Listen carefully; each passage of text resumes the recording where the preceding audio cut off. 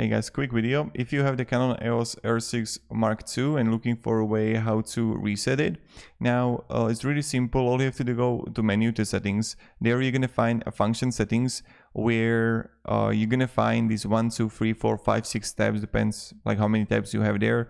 And on one of those, you're gonna find a reset camera. And then you can reset like all the settings or just user settings.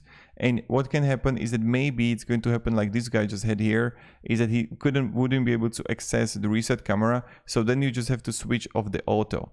And another way how you can switch it to menu. Another thing what you can do is that you can turn the power switch on, hold down the shutter button for 20 seconds, turn off the power switch, put the battery in and shut the battery door, turn the power switch on. So this is another thing that you can try to do and maybe it's going to help you. So I just wanted to share with you a quick way what you can do. So thank you very much for watching and have a great day and goodbye.